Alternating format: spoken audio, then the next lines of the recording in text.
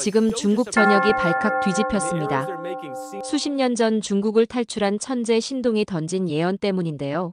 그의 말을 처음엔 미신이라 무시하던 고위 간부들도 하나씩 현실이 되자 긴급회의에 들어갔다고 합니다.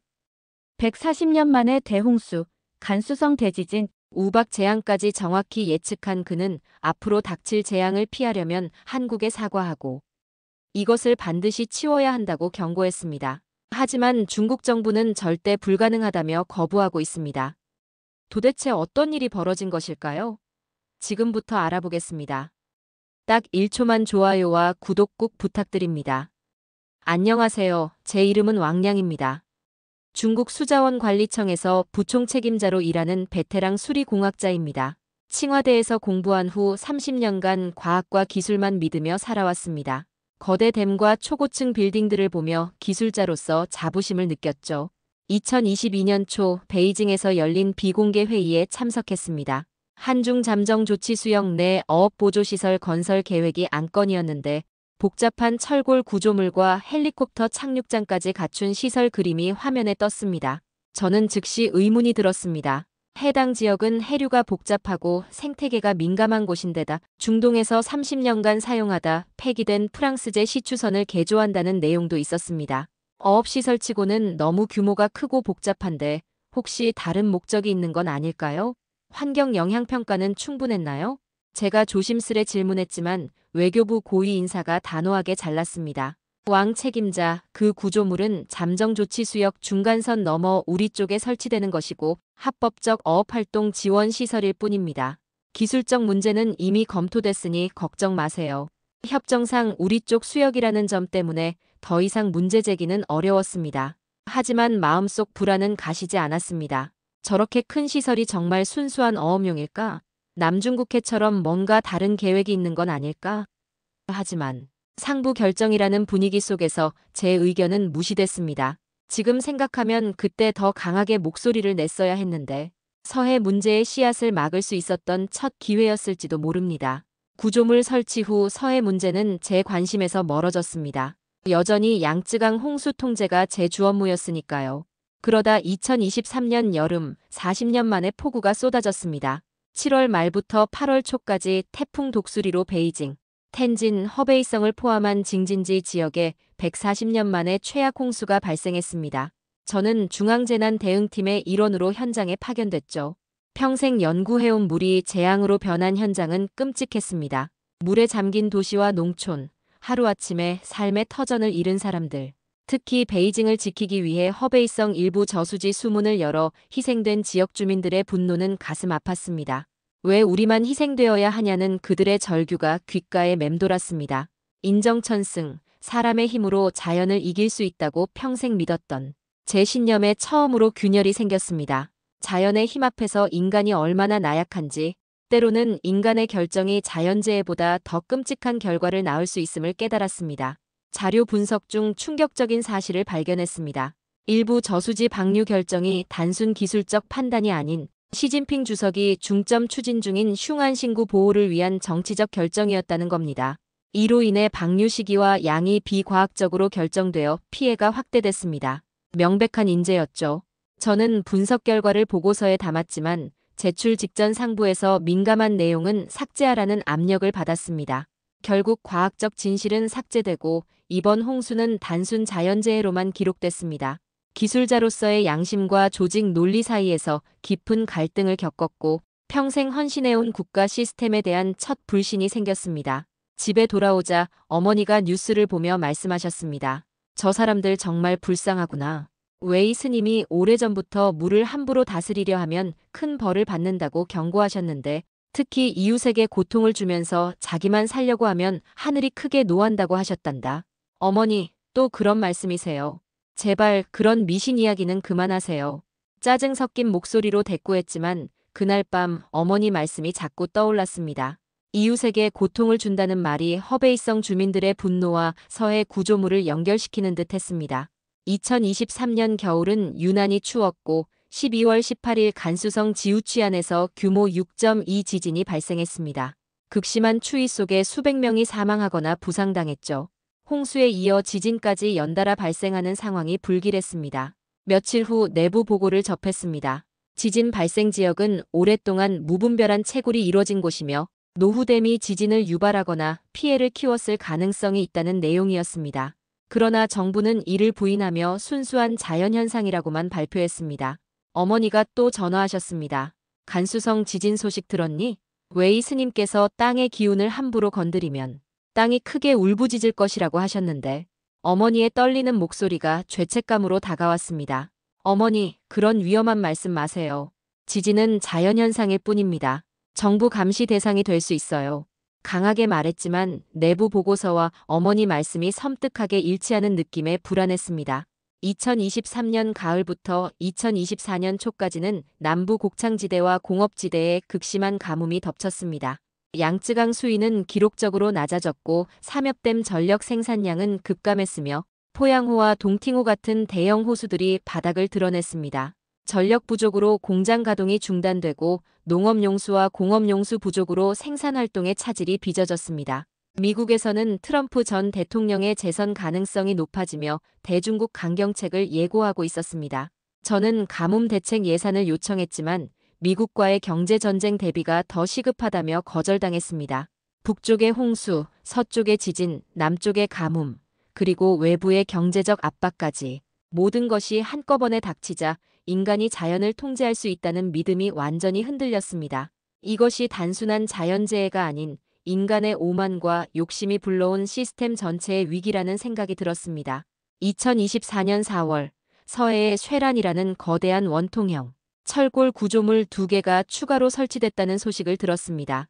후에 알게 된 사실이지만 쇠란 구조물은 실제로는 2018년에 이미 설치되어 있었고 2024년 12월에 또 하나가 추가되었다고 합니다.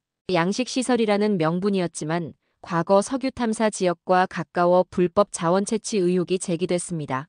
한편 내부 정보망을 통해 시진핑 주석의 권력 기반이 약화되고 있다는 이야기들이 들려왔습니다.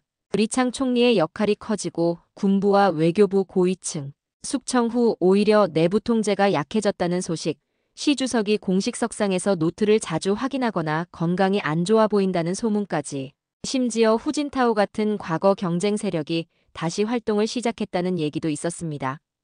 이런 내부 권력 다툼은 중요 정책 결정에 악영향을 미치고 있었습니다.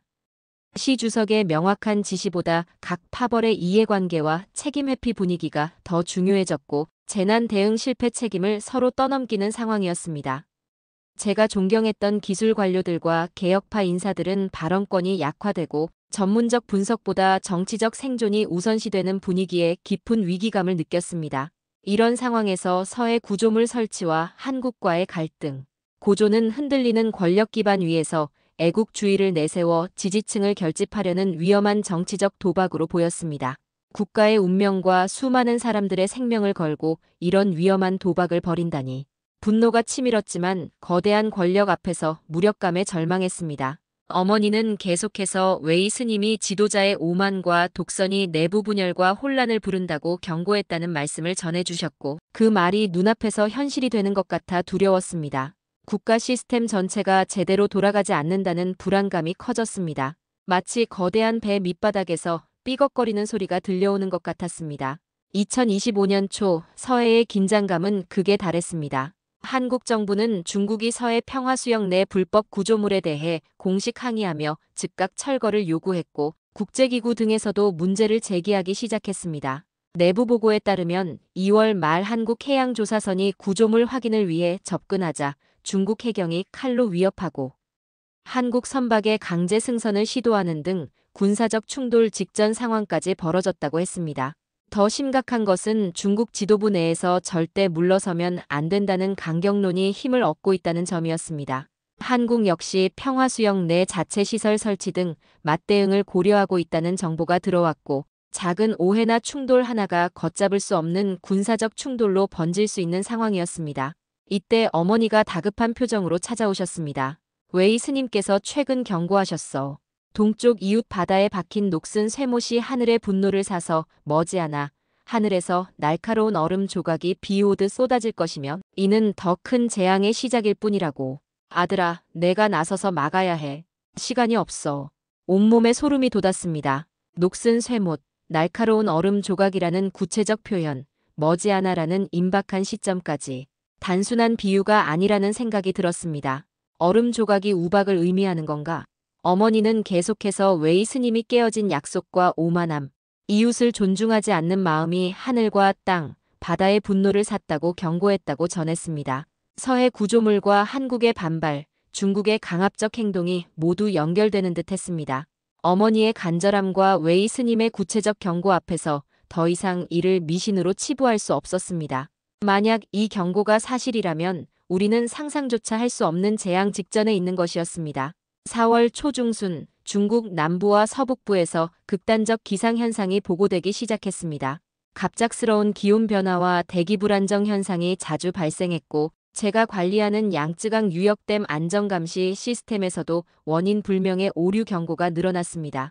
처음에는 장비 노후로 생각했지만 그 빈도와 양상이 너무 이례적이었습니다.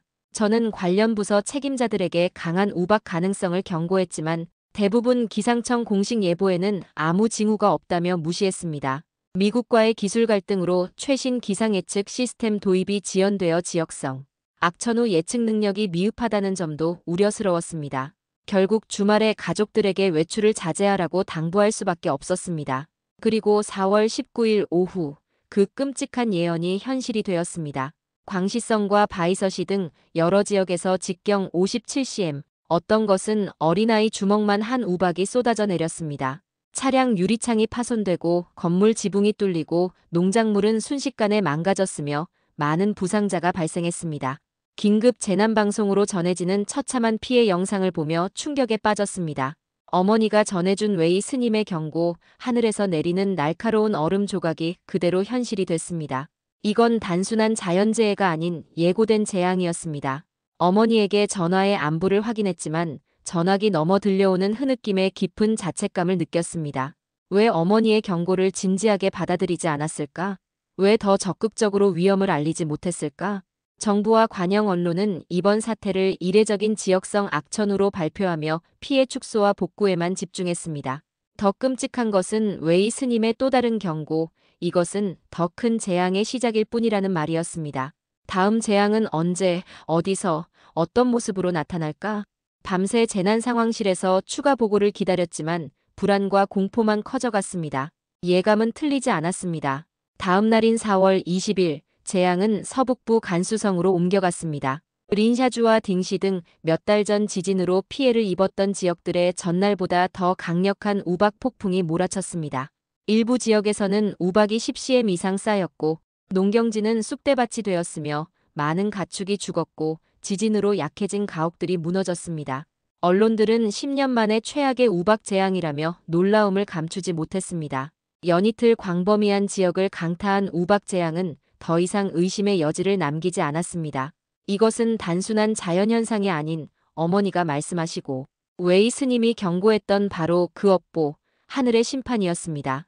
평생 믿어온 과학적 합리성과 인간 능력에 대한 믿음이 완전히 무너졌습니다. 이제 남은 유일한 희망은 그동안 미신이라 여겼던 망명 중인 티베트 지도자 웨이룬 라마를 직접 만나 재앙의 근본 원인과 해결책을 찾는 것뿐이라는 생각이 들었습니다.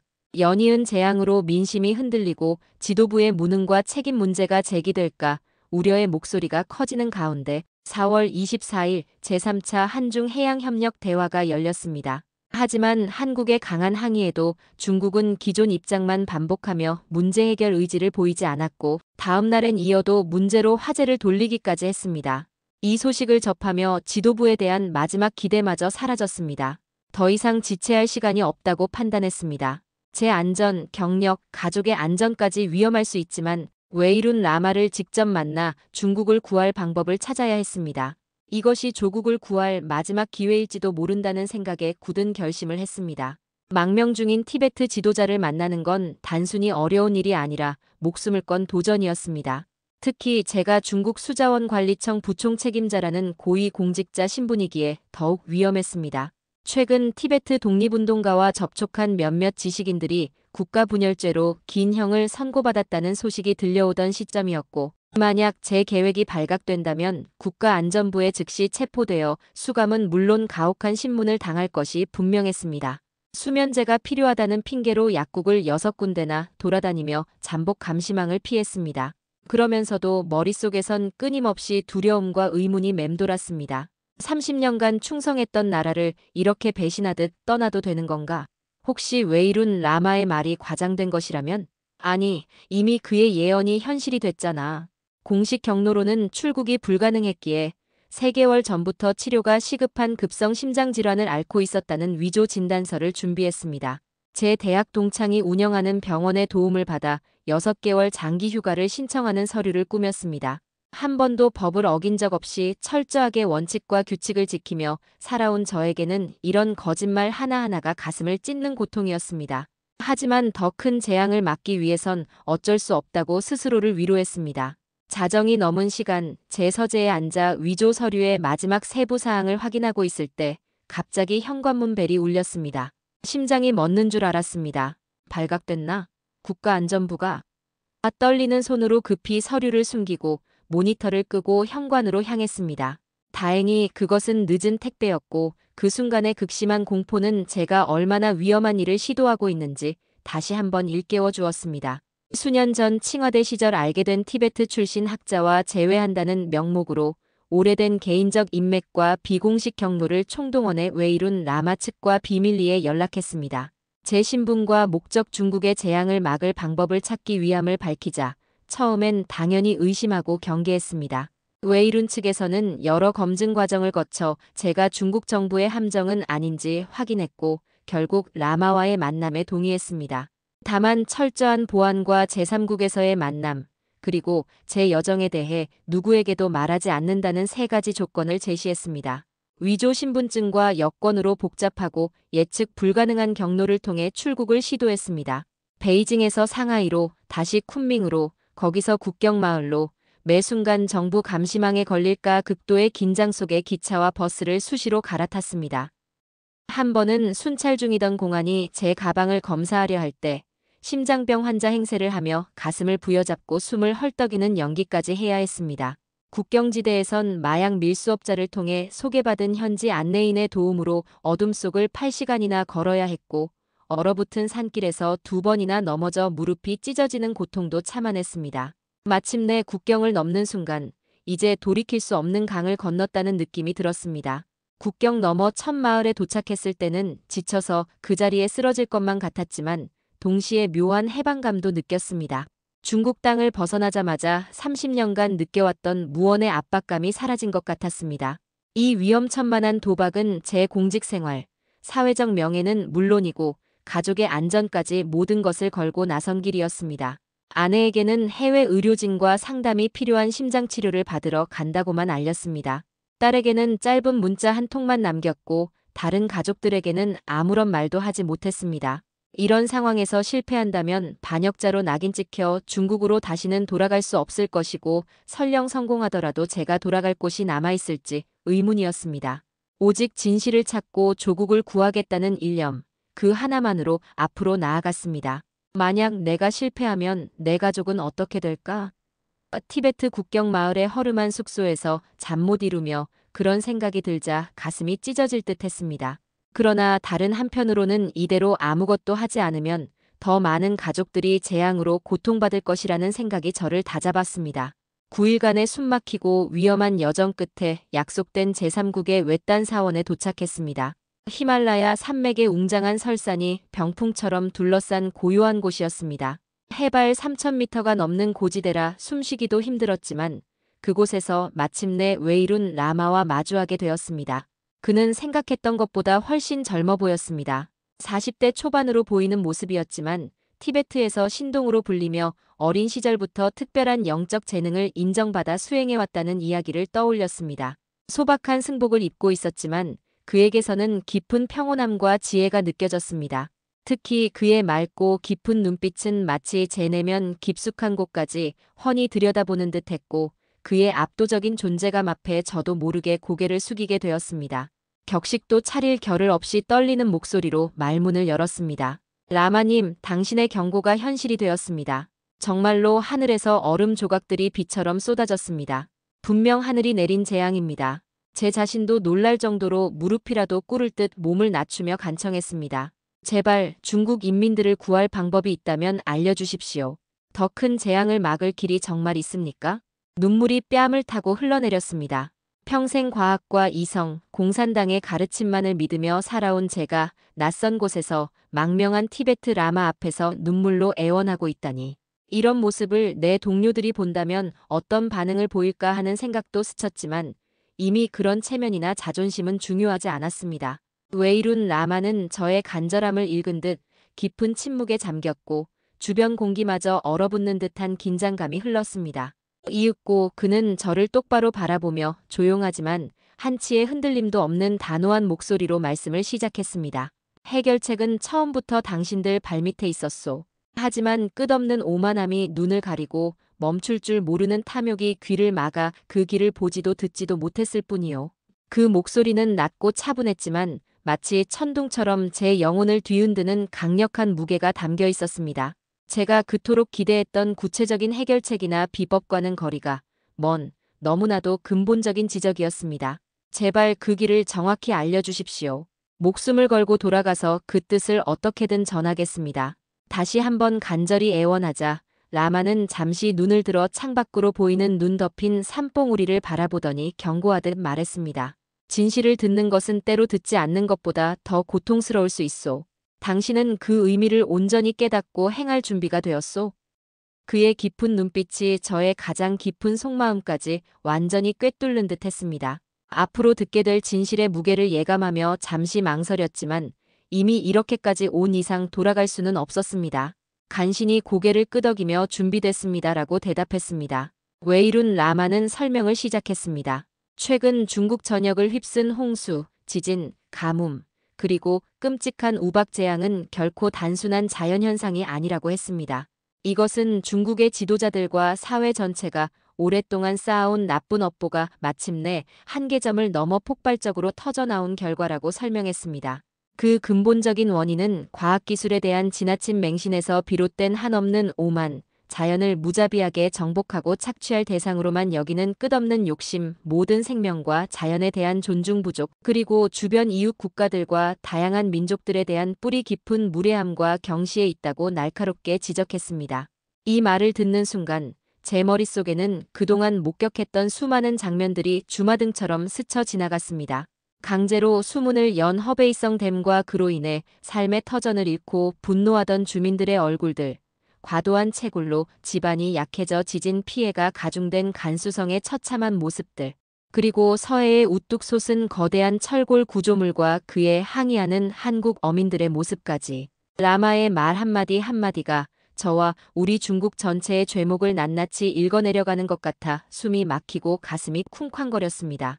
티베트 고원의 찬 공기가 더욱 차갑게 느껴졌습니다. 특히 동쪽 바다에서 벌어지고 있는 일을 현재 쌓이는 나쁜 업보의 가장 대표적인 예로 들었을 때는 온몸에 전율이 흘렀습니다.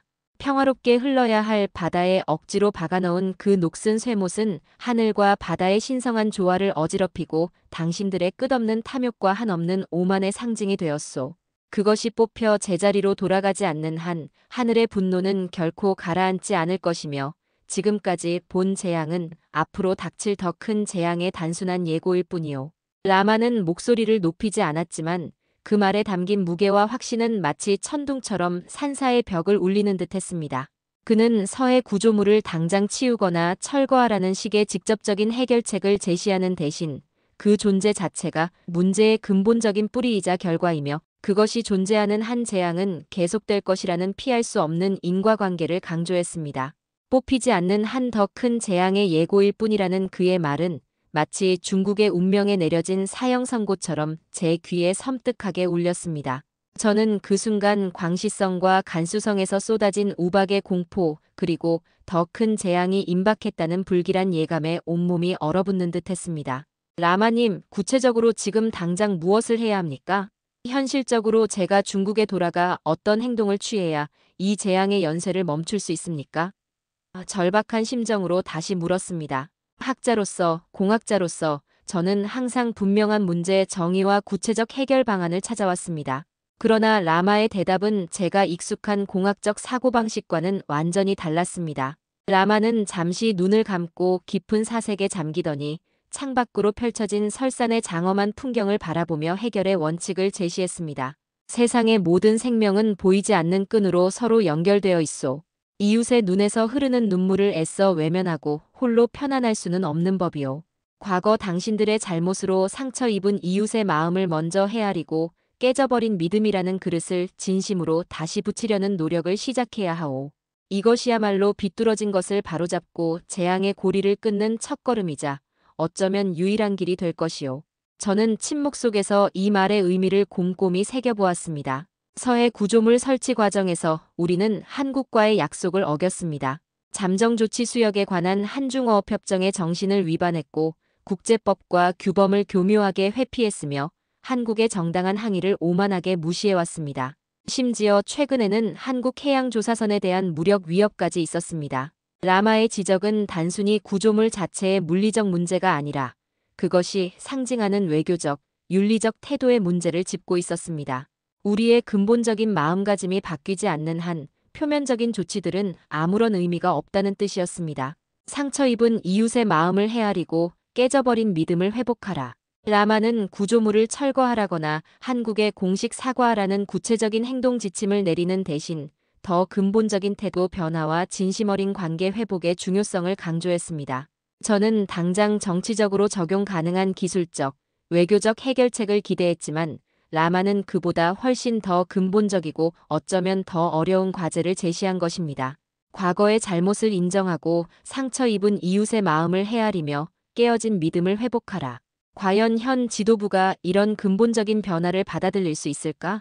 심각한 회의감이 밀려왔지만 동시에 희미한 희망의 불씨도 느꼈습니다. 우리가 정말로 변할 수 있다면, 정말로 이웃 국가들과의 관계를 재정립하고 환경과 자연에 대한 태도를 바꿀 수 있다면 어쩌면 재앙의 고리를 끊을 수 있을지도 모른다는 생각이 들었습니다. 라마는 이어서 왜 이것이 근본적인 해결 방법이 될 수밖에 없는지를 불교적인 인과론과 함께 놀라울 정도로 논리적으로 설명했습니다. 업보는 그 원인을 없애야만 비로소 사라지는 법이오.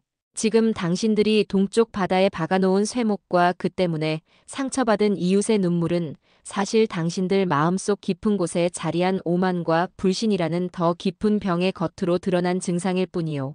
그 근본적인 병을 고치지 않고서는 어떤 겉보기 처방도 결국은 임시 방편에 불과할 것이오. 진정한 존중과 진심 어린 화해만이 하늘과 땅 그리고 바다의 노여움을 풀고 궁극적으로는 당신들 스스로를 구원할 수 있는 유일한 길이 될 것이오. 그의 말은 단순한 종교적 가르침이나 추상적인 철학을 넘어 중국이 지금 당면한 복합적인 외교적, 환경적, 도덕적 위기의 본질을 정확히 꿰뚫는 듯했습니다. 문득 칭화대 시절 배웠던 시스템 이론이 떠올랐습니다. 복잡한 시스템에서는 표면적인 증상만 다루려 하면 오히려 문제가 악화될 수 있고 진정한 해결은 시스템 전체의 구조와 근본 원인을 이해하고 다루어야 한다는 원리였습니다. 자연재해라는 물리적 현상과 국제관계라는 정치적 현실, 그리고 도덕적 타락이라는 정신적 측면이 모두 하나로 연결되어 있다는 웨이룬 라마의 통찰은 제 사고의 틀을 완전히 바꿔놓았습니다. 마치 흐릿하던 안경을 닦아낸 듯 현실이 선명하게 보이기 시작했습니다. 스스로를 구원할 수 있소. 라마의 마지막 말이 제 귓가에 깊은 울림을 남기며 희미하게나마 희망의 불씨를 지폈습니다. 모든 것이 끝난 것이 아니라 아직 변화의 기회가 있다는 의미로 들렸기 때문입니다. 그의 눈빛에서도 엄중한 경고와 함께 따뜻한 연민이 느껴졌습니다. 티베트의 차가운 밤, 그 외딴 산사에서의 웨이룬 라마와의 운명적인 만남은 그렇게 끝이 났습니다. 떠나기 전 라마는 제 두 손을 잡고 마지막 당부를 전했습니다. 진실을 전하는 길은 위험할 것이오. 많은 이들이 듣기를 거부할 것이며 당신을 적대시할 수도 있소. 하지만 세상에는 아직 깨어있는 영혼들이 있음을 기억하시오. 당신이 심은 진실의 씨앗은 언젠가 반드시 싹을 틔울 것이오. 그 순간 라마의 손에서 따스한 기운이 전해지는 듯 했습니다. 마치 오랜 어둠 속에서 길을 잃고 방황하던 제게 누군가가 작은 등불을 건네준 느낌이었습니다. 눈물이 제 뺨을 타고 흘러내렸습니다. 제가 찾아온 명확하고 구체적인 해결책 대신 라마는 근본적인 원칙과 방향만을 알려주었지만 그 안에 담긴 깊은 진실의 무게와 경고의 엄중함을 느끼며 저는 깊은 충격과 함께 새로운 깨달음을 얻었습니다. 사원을 떠나 숙소로 돌아와 그날 밤 저는 거의 눈을 붙이지 못했습니다. 창밖으로 보이는 티베트의 별이 유난히 크고 선명해 보였습니다. 그 광대한 우주 앞에서 인간의 오만과 욕심이 얼마나 작고 어리석은 것인지 새삼 깨달았습니다. 다음 날 아침, 무거운 마음과 함께 더욱 커진 책임감을 안고 저는 다시 한번 위험을 무릅쓰고 중국으로의 귀환 길에 올랐습니다. 들어올 때와 마찬가지로 사엄한 감시망을 피해 국경을 넘고 여러 차례 교통편을 갈아타며 우회로를 통해 이동했습니다. 매 순간 체포될지도 모른다는 극심한 불안과 긴장 속에서 9일 만에 겨우 제가 살던 도시에 도착했습니다. 가족들은 제가 해외 병원에서 심장 치료를 받고 돌아왔다고만 알고 있었습니다. 아내는 제 얼굴이 왜 이렇게 야위고 창백해졌는지 걱정했지만 저는 치료 과정이 예상보다 힘들었다는 말로 얼버무렸습니다. 딸이 달려와 저를 꼭 껴안았을 때 그 순간만큼은 모든 두려움과 걱정을 잊을 수 있었습니다. 그들의 미래를 위해서라도 제가 알게 된 진실을 세상에 알려야 했습니다. 집으로 돌아왔지만 웨이룬 라마의 말씀은 한순간도 제 머릿속을 떠나지 않았습니다. 며칠 동안 저는 거의 밤낮 없이 깊은 고민에 잠겼습니다. 라마가 던진 비유들로 쓴 쇠못, 상처 입은 이웃, 깨어진 믿음의 회복이 현재 우리 중국이 처한 위기와 어떻게 연결되는지 깊이 생각했습니다. 처음에는 너무 막연하게 느껴졌지만 하나하나 곰곰이 생각할수록 라마의 말은 놀랍도록 현실의 문제점들을 정확히 짚어내고 있었습니다. 마치 무수한 조각들로 흩어져 있던 퍼즐이 하나둘 제자리를 찾아가는 듯 했습니다.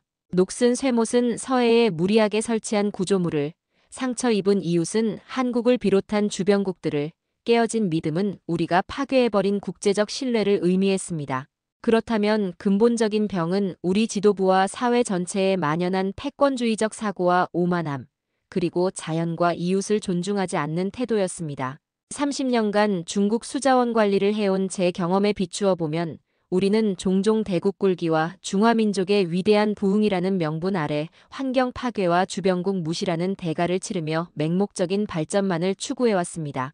양쯔강의 수많은 댐들, 무분별한 자원 채취, 그리고 서해에서의 오만한 행동은 모두 같은 뿌리에서 나온 것이었습니다. 마침내 저는 결론에 도달했습니다.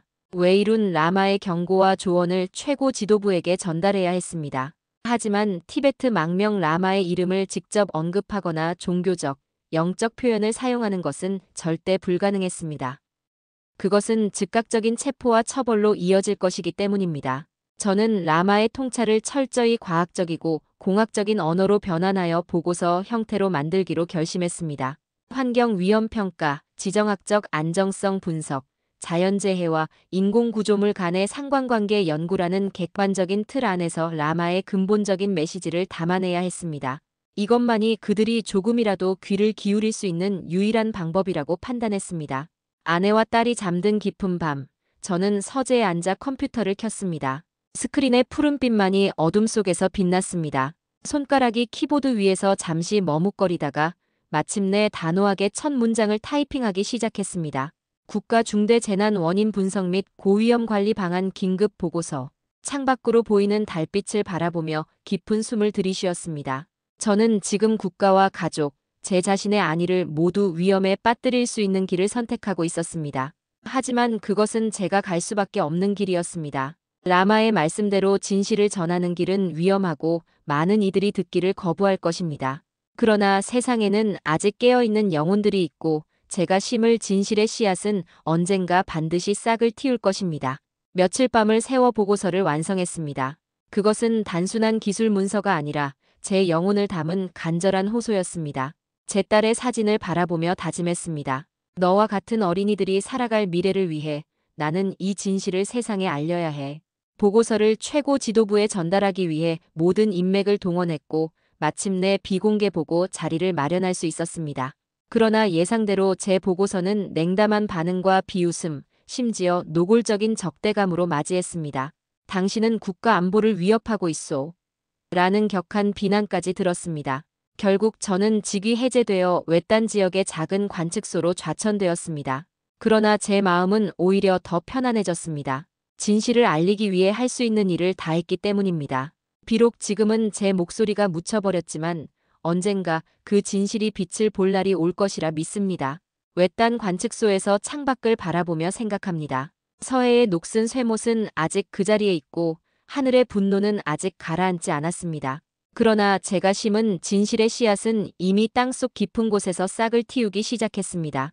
언젠가 그 작은 싹은 자라나 강한 나무가 될 것이고, 그때 우리는 비로소 진정한 화해와 치유의 길을 찾을 수 있을 것입니다. 오늘 밤도 저는 티베트 고원에서 만난 웨이룬 라마의 말씀을 기억하며 딸의 방에 들어가 자고 있는 그녀의 이마에 조용히 입맞춤합니다. 너의 세대는 우리보다 더 현명하게 살아갈 거야. 그것이 내가 이 모든 위험을 감수한 이유란다. 시청해주셔서 감사합니다. 앞으로 더 좋은 영상으로 보답해드리겠습니다.